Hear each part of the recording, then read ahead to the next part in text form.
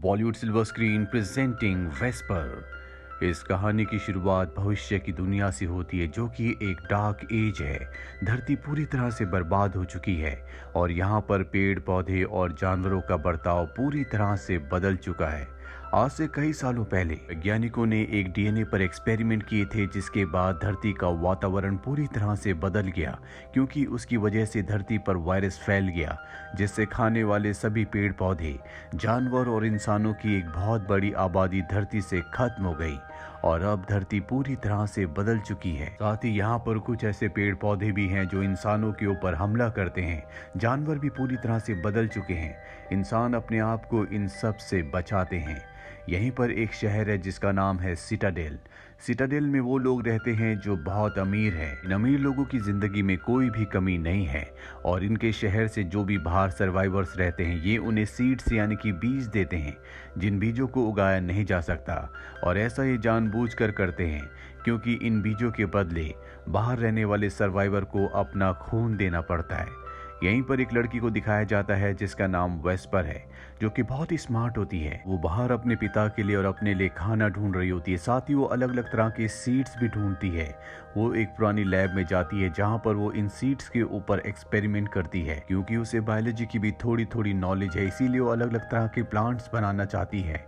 अब जब वेस्पर अपने घर आती है तो वो देखती है कि उसके घर में किसी ने चोरी की है। दरअसल उसके पिता बहुत ज्यादा बीमार है और पैरालाइज है, ना वो चल सकते हैं ना ही बोल सकते हैं। एक मशीन के जरिए उसने अपने पिता को जिंदा रखा हुआ है, लेकिन अब चोरी करने वाला यहाँ का जनरेटर भी खराब करके चला गया है। इसीलिए उसे किसी भी कीमत पर इलेक्ट्रिसिटी को वापस लाना होगा, तभी वो अपने पिता को बचा सकती है। इसीलिए वो अपने पिता के भाई जॉनस के पास जाती है जो कि उसके अंकल हैं। दरअसल वो सिटाडेल के लोगों के लिए काम करता है। उसके पास कई बच्चे हैं जिनका खून निकाल कर वो सिटाडेल के लोगों को बेचता है। बदले में उसे सीड्स मिलते हैं और अब वेस्पर अपने अंकल के पास जाकर सब कुछ बताती है। वो कहते हैं कि मैं तुम्हारी मदद करने के लिए तैयार हूँ। मैं तुम्हें वो बैक्टीरिया दे दूंगा जिससे तुम अपना जनरेटर ठीक कर सकती हो, लेकिन इसके बदले तुम्हें मुझे अपना खून देना होगा। वेस्पर मान जाती है। वो अपने अंकल को अपना खून दे देती है, पर उसके अंकल कहते हैं कि तुम्हें 2 दिन बाद आना होगा, मेरे पास अभी बैक्टीरिया नहीं है।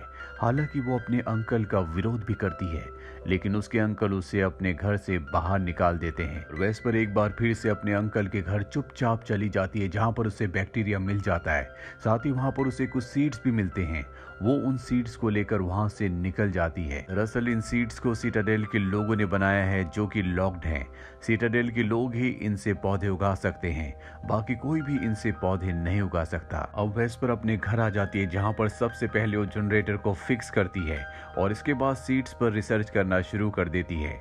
दरअसल वो किसी भी तरह से इनसे पौधों को उगाना चाहती है। साथ ही उसे ये भी उम्मीद होती है कि एक दिन वो अपने पिता के साथ सिटाडेल जाएगी ताकि उनका इलाज करवा सके, पर उसके पिता कहते हैं कि तुम वहां नहीं जा सकती। दरअसल उसके पिता ड्रोन के थ्रू उससे हमेशा बात करते हैं। वो हमेशा वेस्पर के साथ ही चलता है। वेस्पर को इस बात से बहुत दुख होता है, इसीलिए वो घर से निकल जाती है। रास्ते में उसे एक जख्मी लड़की दिखती है जिसका नाम कैमेला है।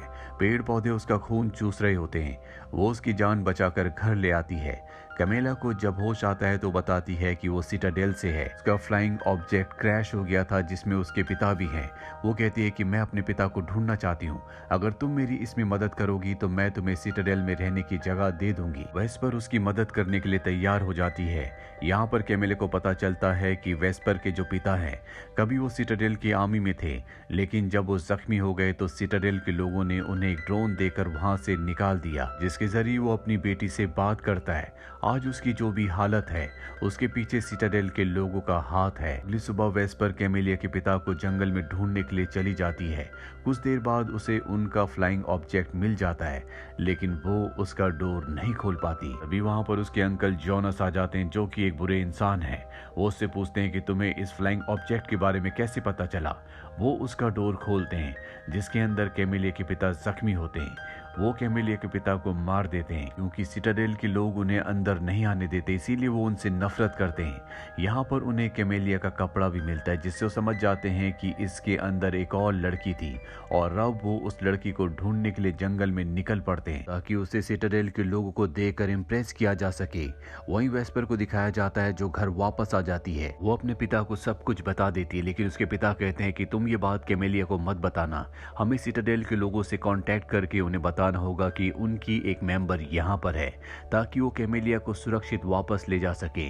वो कैमेलिया को नहीं बताती कि उसके पिता इस दुनिया में नहीं रहे। वो कहती है कि तुम्हारे पिता मुझे नहीं मिले। धीरे धीरे कैमेलिया के सारे जख्म ठीक हो जाते हैं जिससे कैमेलिया वेस्पर से बहुत ज्यादा इम्प्रेस होती है। वेस्पर उसे अपनी सीक्रेट लैब में भी ले जाती है जहाँ पर उसने अलग अलग तरह के बीजों से अलग अलग तरह के पौधे उगाए होते हैं, लेकिन इनमें से कोई भी खाने लायक नहीं होता। दरअसल वो बहुत ही ज्यादा इंटेलिजेंट है। धीरे धीरे इन दोनों की बॉन्डिंग बहुत अच्छी हो जाती है। ये दोनों अच्छे दोस्त बन चुके हैं। एक दिन वेस्पर कैमेलिया को एक बुक दिखाती है जिसमें जानवरों की फोटोज होती है। इन जानवरों को असल में उसने कभी नहीं देखा, लेकिन कैमेलिया ने देखा है, इसीलिए वेस्पर को वो उनके बारे में बताती है। वेस्पर कहती है कि अगर वहाँ सिटाडेल में जानवरों के लिए जगह है तो हमारे लिए क्यों नहीं, हम सिटाडेल में रहने के बदले वहाँ के लोगों के लिए काम कर सकते हैं। कैमेलिया उसे बताती है कि सिटाडेल के जो लोग हैं वहाँ पर जग्स को प्रोड्यूस करते हैं। जग्स वो इंसान होते हैं जिन्हें बनाया जाता है, जो उनके लिए गुलामी करते हैं। ये एक तरह के ह्यूमन होते हैं जिन्हें जेनेटिक इंजीनियरिंग से बनाया जाता है। जो सिटाडेल के लोगों के लिए गुलामी करते हैं वो कभी उनका विरोध नहीं करते, इसीलिए सिटाडेल के लोगों को अपनी गुलामी करवाने के लिए असली लोगों की जरूरत नहीं है। अब किसी भी तरह से वेस्पर कैमेलिया को उसकी दुनिया में यानी कि सिटाडेल में वापस भेजना चाहती है, लेकिन उसके पास वहां के लोगों से संपर्क करने के लिए कोई भी ट्रांसमीटर नहीं है, पर उसके अंकल जोनास के पास है। इसीलिए वो ट्रांसमीटर का इस्तेमाल करने के लिए जोनास के घर जाती है, लेकिन उसके अंकल जोनास उसे देख लेते हैं और उसके ड्रोन में कुछ खराबी करके वहां से उसे भेज देते हैं।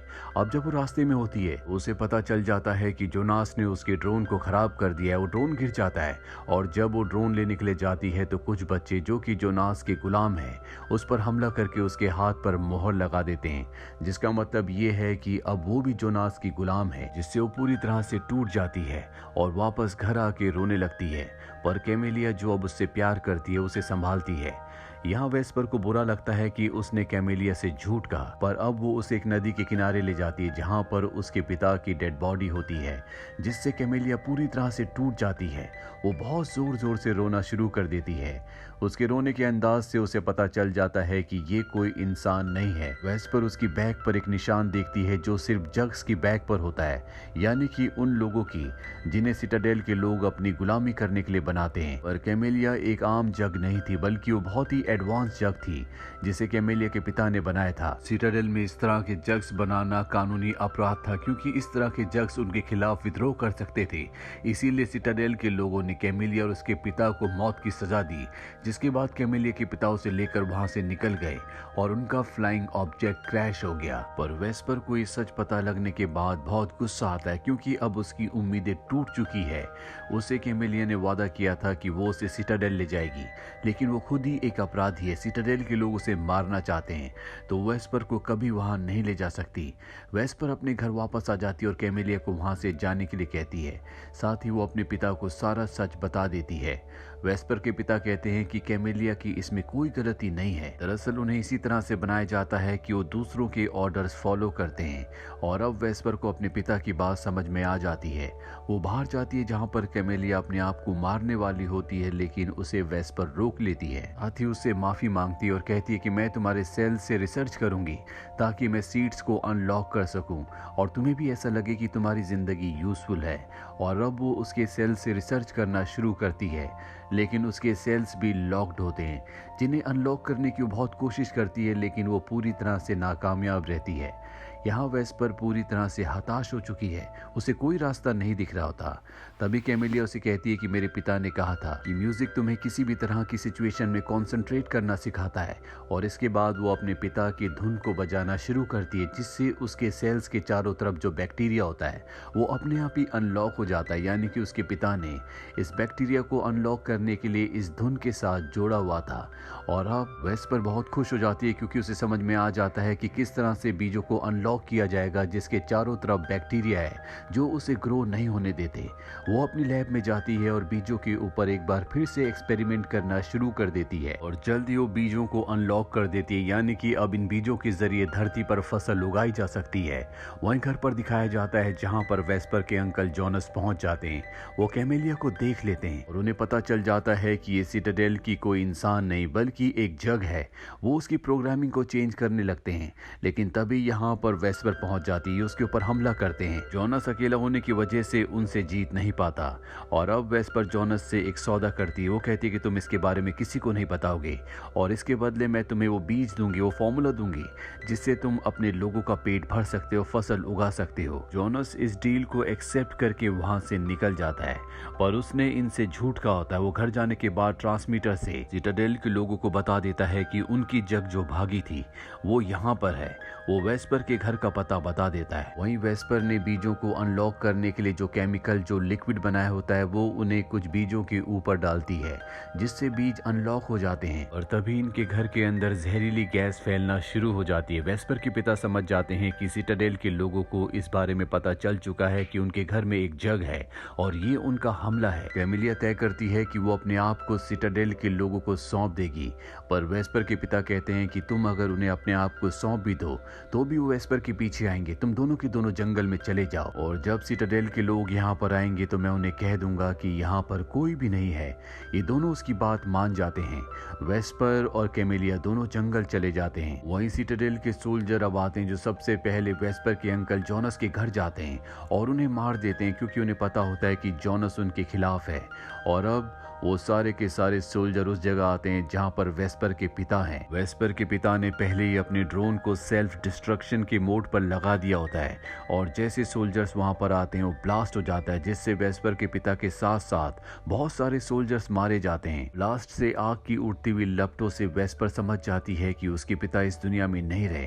वो वापस जाना चाहती है लेकिन कैमिलिया उसे रोक लेती है और अब कुछ सोल्जर जो बच गए होते हैं वो इनके पीछे आते हैं, लेकिन ये घने जंगलों में पहुंच जाते हैं जहां पर इस तरह के पेड़ पौधे हैं जो इंसानों के ऊपर हमला करते हैं। वो पेड़ पौधे कई सोल्जर्स को मार देते हैं, ये उनके हथियार भी ले लेते हैं, लेकिन सोल्जर्स लगातार आते रहते हैं। कैमिलिया वेस्पर से कहती है कि इनका आना नहीं रुकेगा जब तक ये मुझे अपने साथ नहीं ले जाते, इसीलिए मुझे जाना होगा। हालांकि वेस्पर उसे रोकने की कोशिश करती है और तभी कैमिलिया वेस्पर को किस करती है जिससे उसे नींद आ जाती है। वो उसे एक सुरक्षित जगह पर ले जाकर उन सोल्जर के पास चली जाती है। सोल्जर्स कैमिलिया को अपने साथ ले जाते हैं। अगली सुबह वेस्पर की जब आँख खुलती है तो वहां पर कोई भी नहीं होता। वो वहां से अपने घर जाती है जो पूरी तरह से राख में बदल चुका है। वो वहां पर कुछ सीड्स को प्लांट करती है जिनसे अब पेड़ पौधे उग सकते हैं। तभी यहाँ पर कुछ बच्चे भी आ जाते हैं जो जोनस के गुलाम थे, पर अब जोनस मारा जा चुका है इसीलिए सब आज़ाद हो चुके हैं। वेस्पर इन सब को लेकर आगे बढ़ जाती है जहाँ पर इन्हें पिलग्रिम्स का एक ग्रुप मिलता है। पिलग्रिम्स वो लोग होते हैं जो हमेशा अपना चेहरा छुपा कर रखते हैं, शायद ये सब के सब वायरस से इन्फेक्टेड है। इनके साथ ही सभी आगे बढ़ जाते हैं और एक जगह पहुंच जाते हैं जहां पर पिलग्रिम्स ने चीजों से एक बहुत बड़े टावर को बनाया होता है। वेस्पर उस टावर के ऊपर चढ़ जाती है और उसके पास जो अनलॉक्ड बीज होते हैं उन्हें हवा में उड़ा देती है जिससे वो चारों तरफ फैल जाते हैं, जिसका मतलब ये है कि आने वाले वक्त में धरती पर हर जगह उस तरह की फसलें उग जाएंगी जिसे इंसान खा सकते हैं। इससे एक बार फिर से धरती पर जीवन पहले की तरह हो जाएगा। और इसी के साथ ये फिल्म, ये कहानी यहीं पर खत्म हो जाती है। उम्मीद करते हैं कि ये कहानी आपको पसंद आई होगी।